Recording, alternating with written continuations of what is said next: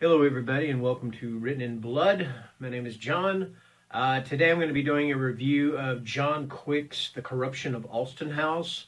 It's been about a week since I made my last video, and what's really awesome about it is that I know when you don't make videos for a while, you kind of see people kind of start to unsubscribe and you see your numbers go down and stuff, but actually my numbers have gone up by I think 2 subscribers, which I'm really grateful for that. And it's been really, this past week has been absolutely crazy as far as this whole thing that's going on around the world and all. And from what I understand, you're not allowed to say it on here or else YouTube will demonetize you. Well, I'm not monetized yet anyway, but you know what? I'm not going to take any chances. I'm not going to say it by name. So from now on, until it is okay for me to say so, I'm going to refer to it as the coronavirus.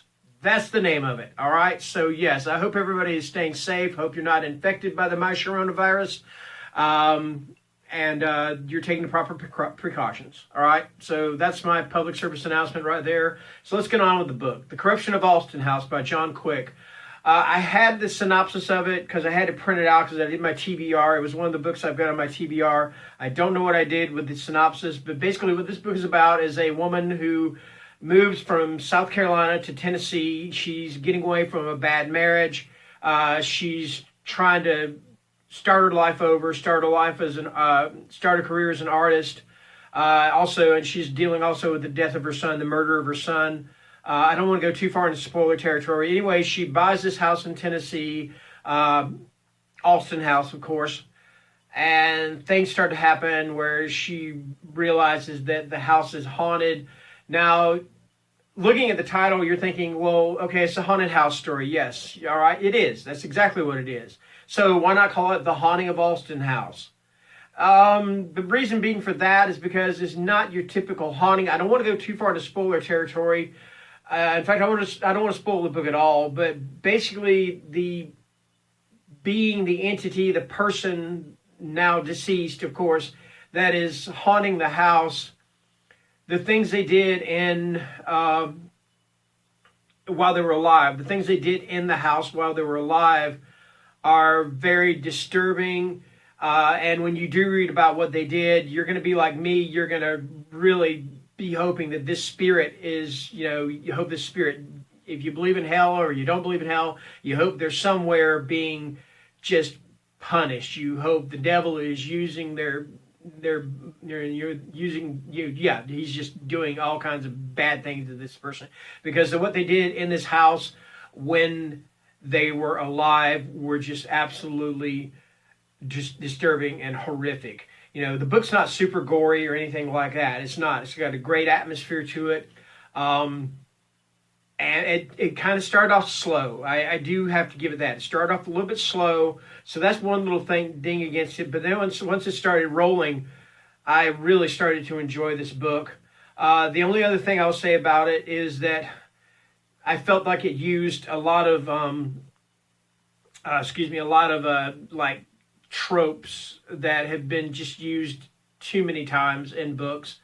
For instance, like the people of the town, it's a small town, they view her as an outsider, they know what's going on in the house, and they have some kind of pact or whatever, and the whole town is in on the secret, but she's not. And then, of course, using a Ouija board to contact the ghost of one of the inhabitants of the house.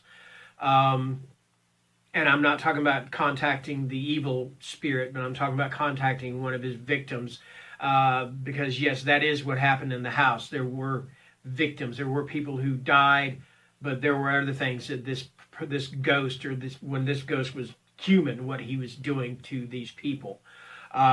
I keep going around the world with that. I hate to say it like that, but that's exactly because I don't want to go too far into spoiler territory. But, this spirit in this house, he's nasty. He is evil incarnate. And he's just got a grip on this woman, Catherine, who has moved in. And all she's trying to do basically is just get on with her life. She wants to start a successful career as an artist.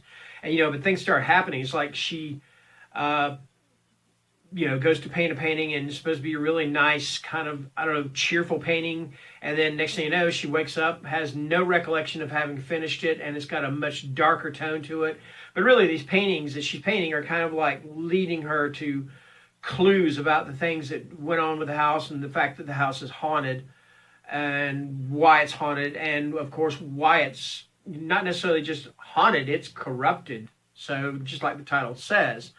Again, I love, once the story got going, I didn't want to put it down. I really started to enjoy it.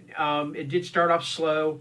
I didn't necessarily like some of the cliche tropes that I told you about. So I have this book as a rating of 3 stars on Goodreads. I'm going to give The Corruption of Alston House actually a 3.5-star rating. This was another one from Silver Shamrock Publishing, excuse me. And this one they sent me as an ebook, so I do an honest review of it. So yes, this is my honest review. I want to say thanks. First of all, thank you to Silver Shamrock, and also thank you to John Quick for writing this book. It's actually a pretty darn good book, all things considered.